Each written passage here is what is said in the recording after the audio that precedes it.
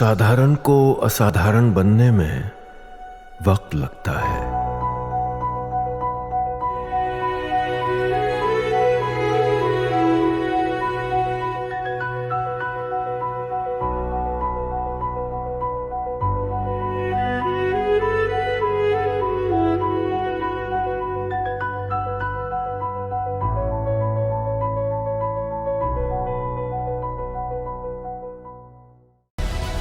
बहुत स्वागत है आपका प्रतिशोध में। आज एक बड़ी अजीब बात यह है कि खुद ईरान ये कह रहा है कि ये सीज फायर टिकाऊ नहीं है, किसी भी वक्त हमला होगा, इजराइल फिर से करेगा। अरे भाई, इतना गारंटी क्यों है? गारंटी इसलिए है क्योंकि खुद ईरान ये कह रहा है कि मैं मिटते मिट जाऊं लेकिन परमाणु हथियार जरूर बनाऊंगा।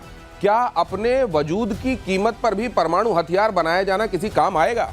प्रतिशोध में एक बड़ा सवाल है। और बड़ा सवाल ये भी कि ये सिंधु जल संधि का रोना, संयुक्त राष्ट्र के पास जाकर रोना, क्या पाकिस्तान के कोई काम आएगा? बहुत महत्वपूर्ण ऑस्पेक्ट्स और उन पर पॉइंटर्स एनालिसिस के लिए मेरे साथ मेजर गौरव आर्य यहाँ मौजूद हैं।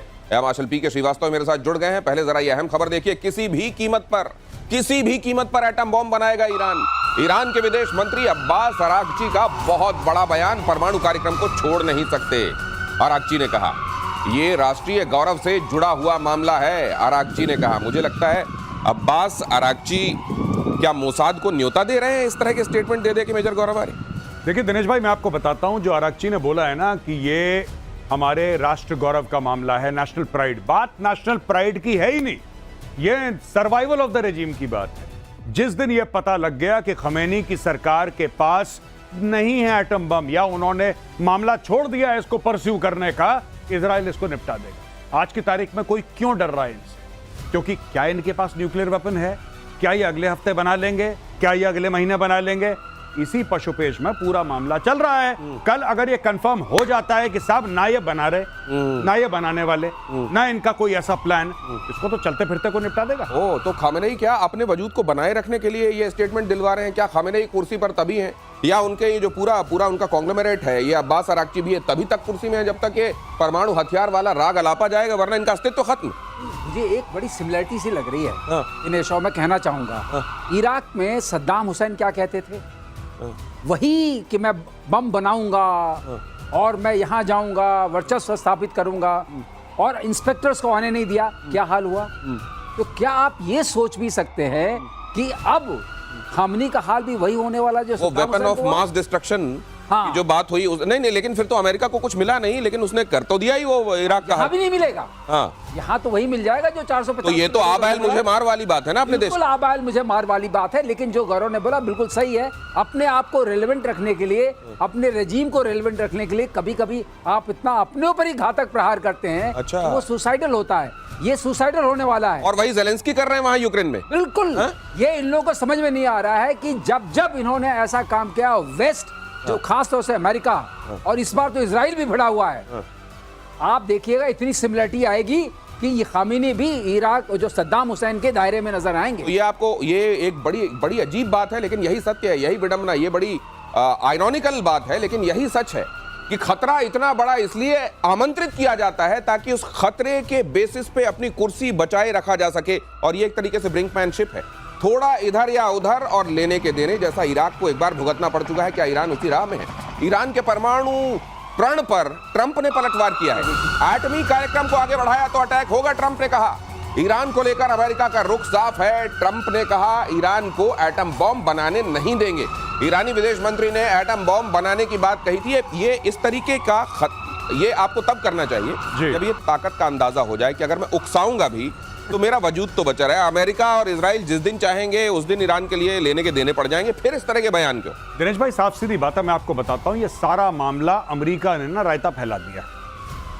इजराइल क्या चाहता है, और इजराइल आज से नहीं 20-25 साल से क्या चाहता है कि ईरान के ऊपर हमला हो और डायरेक्ट अटैक हो और इनका जितना भी न्यूक्लियर प्रोग्राम है उसको बर्बाद कर दिया जाए। ये चाहता है इजराइल। अमेरिका कहता है चलो बात कर लो, चलो डील कर लेते हैं, चलो एक ट्रीटी साइन कर लेते हैं, चलो टेबल पे। वो टेबल पे बैठना नहीं चाहता है, वो बम बनाना चाहता है। 100 बार मुंह पे बोल चुका है। इन लोगों को तब समझ में नहीं आता, कह रहे हैं बातचीत कर लेते हैं। अब यूरोपियन यूनियन वाले आ गए, जर्मनी का, चलो बातचीत कर लेते हैं तुम्हारे साथ। वो कह रहा है हाँ मैं बातचीत करूंगा, ईरान कह रहा है बातचीत करूंगा। क्यों? ईरान इसलिए बातचीत के लिए हां कर रहा है क्योंकि ईरान को पता है कि कुछ महीने बातचीत के बहाने निकाल सकता है और ग्लोबल प्रेशर पड़ेगा इजराइल के ऊपर कि यार बातचीत चल रही है, देखो तुमने फिर अटैक कर दिया, तो गलत बात है। That is it. ईरान, देखिए दुनिया को एक बात समझने की जरूरत है दिनेश भाई, ईरान को न्यूक्लियर वेपन चाहिए, पीरियड। इसके आगे ना कोई समझौता ईरान करेगा, ना ईरान कोई और लॉजिक समझने की उसको, in fact it needs to understand any logic. It's very very clear we need nuclear weapons. Sir आप बताइए। बिल्कुल सही, ईरान इस रास्ते पे चलता रहेगा। सर वैसे अगर on the face of it देखें, एक सॉवरेन कंट्री ये कह रही है कि मैं परमाणु हथियार बनाऊंगा, तो क्या इन प्रिंसिपल इसमें किसी को कोई ऐतराज होना चाहिए? ऐतराज? आप बताइए सॉवरेनिटी है किधर? एक सॉवरेन कंट्री यूक्रेन कह रहा था कि मैं नाटो में जाऊंगा, आपने देखा क्या हाल हुआ।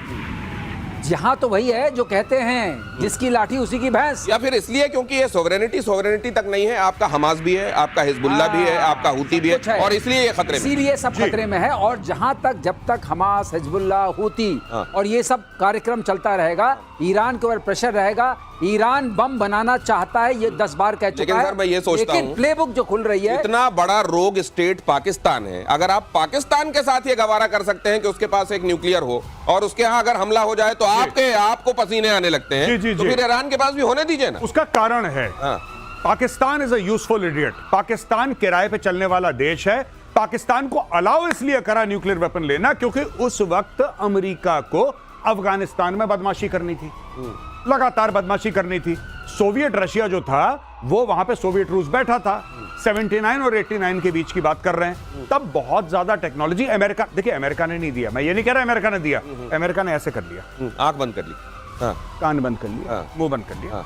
बाकी कुछ रूस से, कुछ चाइना से, कुछ नॉर्थ कोरिया से, कुछ स्मगलिंग का, कुछ फलाना, कुछ ढिमका, ये सारी की सारी चीजें पाकिस्तान ने करी हैं। और अमेरिका ने बोला ठीक है कोई बात नहीं, तुम देख लो जरा, देख लो, कोई बात नहीं, कोई बात नहीं, क्योंकि अमेरिका को उसकी जरूरत थी।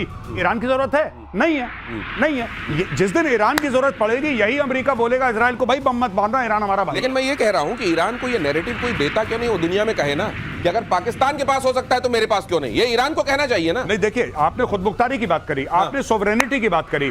प्रॉब्लम ये है ईरान कह सकता है और आप कहते हैं कि कोई और देश के पास न्यूक्लियर है तो ईरान के पास है। क्यों प्रॉब्लम है? क्योंकि सिर्फ ईरान है जो कहता है कि जिस दिन न्यूक्लियर आएगा हम इजराइल को बर्बाद कर देंगे, हम अमेरिका पे मारेंगे। कितनी बार ये खमेनी कह चुका है कि हम लोग न्यूक्लियर वेपन वॉशिंगटन में मारेंगे। अब एक बात बताइए, कैसे आप क्यों ना रोकें किसी? सबसे मुद्दे की बात जो गौरव कर रहे हैं वो यही है कि ईरान कह रहा है कि अगर हमारे पास परमाणु अस्त्र आएगा तो हम अमेरिका पर मारेंगे, इजराइल पर। पाकिस्तान ने कभी नहीं कहा ये। ठीक है, अगली खबर देखिए। ईरान के साथ सीज फायर के बीच आईडीएफ चीफ का बड़ा बयान, ईरान के खिलाफ ऑपरेशन खत्म नहीं हुआ है, तो फिर कौन कहता है सीज फायर हुआ है? ये भी आप सोच लीजिए जरा।